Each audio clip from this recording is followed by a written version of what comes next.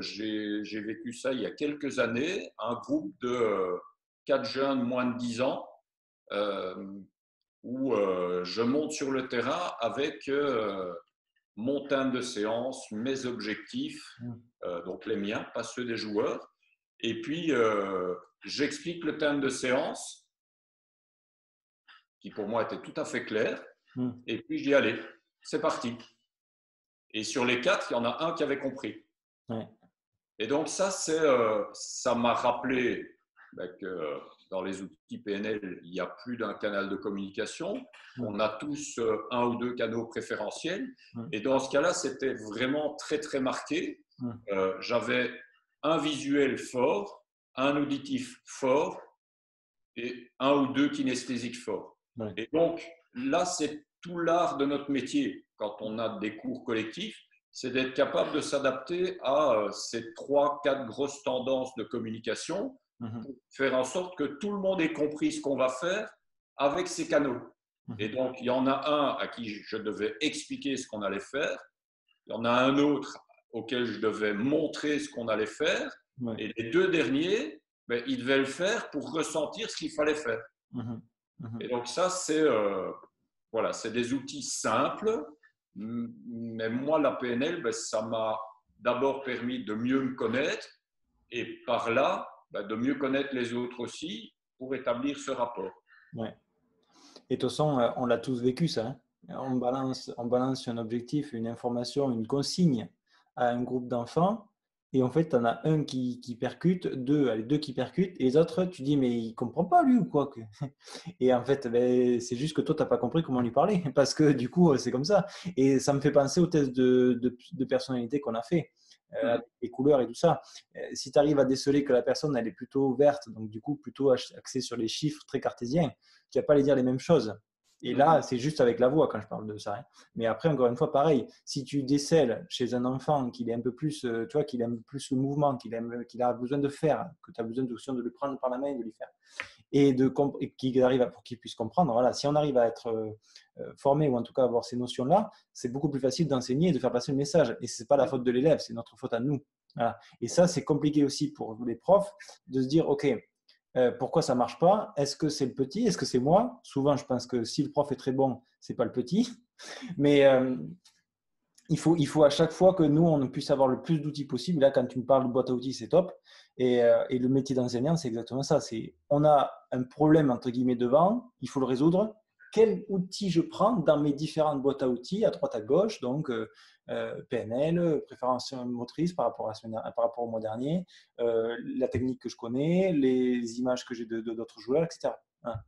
Je vais rebondir sur ce que tu disais, une phrase qui en a choqué plus d'un, mais que j'aime beaucoup, qui n'est pas de moi, qui est d'Olivier Le Thor, qui en formation n'hésite pas à dire il n'y a pas de mauvais élèves. Il n'y a que des mauvais profs. Et c'est dur à entendre, mais c'est une vraie réalité où il faut se remettre en question tout le temps. Ouais. Ce qui ne veut pas dire que je fais des séances parfaites, hein, loin de là. Ouais. Mais j'utilise toujours ces outils PNL pour me remettre en question, pour obtenir du feedback, pour faire mieux la prochaine fois. Ouais, donc, la PNL, quand je te parlais c'est aussi un outil de développement personnel. ouais. C'est un outil il y a tellement d'outils, c'est des outils d'attitude par rapport à la vie, par rapport au feedback qu'on reçoit. Donc, c'est hyper puissant. Et puis, ça va puiser dans plein de choses. Tu vois, la PNL, il y a des outils qu'on va chercher dans l'hypnose. Donc, il y a vraiment beaucoup de choses. Étant donné que la PNL, c'est beaucoup une modélisation de l'excellence, mais ça s'enrichit tout le temps. Et c'est ça que j'aime beaucoup aussi, c'est pas quelque chose d'arrêté. Et c'est la modélisation de l'excellence individuelle. Je suppose, hein, moi je ne suis pas formé ni quoi, mais je comprends à peu près parce que je pense que je vis quand même pas mal de choses comme ça. Et au final, c'est utiliser ce qui nous correspond le mieux parce que ce n'est pas un modèle qu'il faut faire et qu'on prend tout le temps le même et ça va marcher. Non, il y a plusieurs choses à l'intérieur de ça ou plusieurs modèles qui font que ça marche et dessus, on pourra chacun mener la personne à l'excellence ou même personnellement s'amener à l'excellence. Ces pratiques-là. Ouais. Je vais encore ressortir une phrase qui n'est pas de moi, hein, mais ce que j'adore dans le métier d'enseignant ou de formateur, ben, c'est très égoïste, hein, c'est que ça m'aide à progresser. Ouais. Et donc, j'aime bien la phrase qui dit ben, enseigner, c'est apprendre deux fois. Et je trouve ça tellement vrai. Ouais. On se met effectivement en danger. Hein, enseigner, c'est aussi se mettre en danger, mais ça fait progresser. Tu vois, là, je m'occupe de stages adultes débutants où, bah, tu t'en doutes, 95% du contenu, c'est du tennis couleur. Et donc, il y a 1000 challenges à devoir relever. Quand j'arrive avec des adultes qui n'ont jamais pris une raquette ou qui s'en rappellent plus et que je leur donne déjà une raquette qui fait 50 cm, un ballon petit tennis, des balles rouges, ben, ça fait partie de mes qualités de communicateur qu'arriver à ce qu'ils prennent la raquette en main déjà. Oui, c'est clair, c'est clair. Et derrière, moi, je prends du feedback permanent pour adapter ma séance. Et donc, là aussi, c'est un outil typiquement PNL, de prendre du feedback pour progresser. Ouais. Bon, c'est très bien. Et j'avais une dernière question. Peut-on l'associer avec d'autres pratiques? Donc ça, c'est ce que j'entendais, mais tu as peut-être un petit peu répondu. C'est ce que j'entendais par le fait de le lier avec la préparation mentale, par exemple, tu vois. Mais donc, typiquement, la PNL peut être un outil d'entraînement mental, peut être un outil pour l'entraînement tactique, peut être un outil pour l'entraînement technique. Je vais te donner un exemple concret. Donc, les filles que j'ai entraînées ce matin, elles ont un beau niveau. Et puis, je leur demande, mais vos objectifs de zone, c'est quoi? Et parce que je voyais dans les situations de jeu qu'elles faisaient, entre guillemets, de bêtes fautes.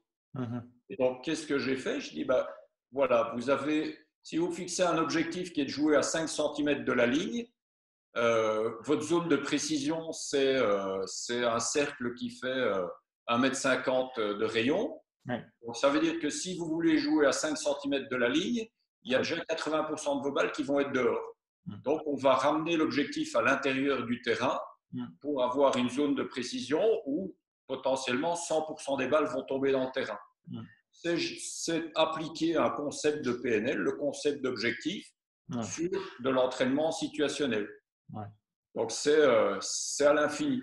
Et ça permet, je trouve, donc sur tous les éléments, quand on travaille par objectif, ben, tout est objectif finalement. Quand tu fais un apport technique à un joueur, on va faire simple, je reprends du tennis couleur, le secret numéro 1 qui consiste à toucher la balle devant soi.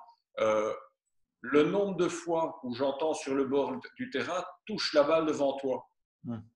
Mais ça ne veut rien dire. Ah oui, ça, c'est sûr. Un joueur, s'il ne comprend pas à quoi ça sert de toucher la balle devant soi, et donc quel est l'objectif derrière le fait de toucher la balle devant, ça perd du sens. Donc, on fonctionne tout le temps par micro-objectifs dans une séance aussi. Ce matin, j'ai fait un gros travail autour de l'expiration dans la frappe. Ok, mais si je dis juste respire pour dire quelque chose, bah, ça ne veut rien dire respire. Oui, parce que respire, tu vas respirer. Tu serais morte sinon. Donc, ça ne veut rien dire. Par contre, si je commence à dire bah, expire le plus tôt possible après que la balle est rebondie, et puis derrière que je demande qu'est-ce que ça apporte en termes de sensation de frappe, de relâchement et de contrôle, ben là, j'amène de la pertinence et de la précision. Donc, la PNL permet aussi d'être précis dans sa communication. Et si tu es plus précis, tu es plus confiant. Si c'est plus confiant, tu es meilleur. C'est indéniable, indéniable. Si tu sais où tu vas.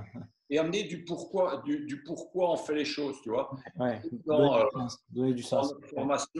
La formation d'enseignants en Belgique, elle ressemble à la formation en France. Et on nous amène beaucoup d'éléments. Donc moi, j'ai appris énormément de choses sur le tennis, mais il n'y a pas la relation avec à quoi ça sert in fine. Ouais, ouais. Comment je peux l'appliquer en fonction de mon public et ainsi de suite. Donc ça, je trouve, c'est amener des outils PNL même dans la formation des enseignants. Pour moi, c'est fondamental. Ouais, ouais, je pense aussi. Et ça, comme je te le disais, ça s'applique à plein de domaines. Domaine de la communication, pour moi, c'est énorme les outils de PNL, ce qu'ils peuvent amener dans de la communication. Et que de la communication en un avec un, en un avec plusieurs, communiquer devant un auditoire, voilà, il y a toute une série d'outils qu'on peut mettre en place. Ouais, ouais. Et je dirais pour moi, ce que ça m'a apporté du développement personnel, oui, beaucoup. Et ça m'a amené une attitude par rapport à la vie en général, par rapport à mes métiers en général, où j'inclus beaucoup plus l'autre Ouais. que de la communication seule, à moins d'être schizophrène, mais sinon c'est moins intéressant. Donc la communication avec l'autre, c'est fondamental.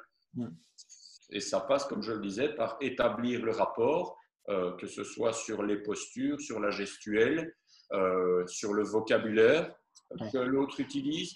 Bon, voilà. Il y a beaucoup de choses dans la PNL et j'ai envie de dire que la PNL, c'est quelque chose qui se vit. J'ai une bibliothèque remplie avec plein de bouquins sur la préparation mentale, l'entraînement mental, la PNL appliquée à tel ou tel. On peut lire des bouquins, mais je pense qu'il y a l'important, c'est de vivre. Et ça, c'est valable pour toutes les formations. Quand je vais en formation, mon objectif, c'est qu'est-ce que je vais en sortir pour demain dans mon quotidien. La PNL, c'est beaucoup ça aussi. C'est aller chercher des outils que je vais appliquer dans mon quotidien. Ouais, ouais. Rien ne sert de se former si tu n'appliques pas. Ça sert à rien de faire joli, de dire oui, moi j'ai appris ça, moi j'ai lu ça, j'ai lu ça. Ben oui, tu as lu ça, c'est bien. Est-ce que tu l'as mis en place? Ah non, pas encore, j'attends le bon moment. Il n'y a pas de bon moment, gasse. Que je me rappelle quand j'avais passé quand Olivier était venu en formation nous initier, moi le soir même, les séances que j'avais prévues, elles ont sauté. Hein. De suite, j'ai mis en place, de suite j'ai testé ce que je voulais faire. Hein. Ben, ça m'a tellement motivé, on teste. Et après, on se l'approprie ou pas. Mais il faut tester, quoi. Et c'est exactement ça. OK. Bon, merci beaucoup. Merci beaucoup, Tarek, pour ce petit moment. On va se retrouver, du coup, le 30 août, donc à la fin du mois, pour ce live qu'on fera dimanche à 17h, spécial PNL. Voilà, pour que les gens puissent répondre et poser des questions pour approfondir là-dessus. Je pense aussi qu'on partagera peut-être quelques outils pour que ça soit encore plus clair et que ça donne encore plus de sens, comme on vient de le dire. Même si tu as pu nous partager des exemples et des choses concrètes, donc ça c'est top, comme ça parlera à tout le monde. Parce que je pense, comme tu l'as dit au début, que c'était quelque chose qui restait un peu abstrait, surtout même dans le terme. Tu parles de programmation neurolinguistique à quelqu'un, tu dis bon ouais, il te dit ouais, ok, bon c'est joli, c'est savant, mais qu'est-ce que c'est quoi? Alors que là, en donnant des exemples et des choses, des expériences que tu as pu vivre et que tu vis encore, c'est beaucoup plus parlant. Voilà. J'espère. Ok. Merci beaucoup, Tarek. Merci à toi.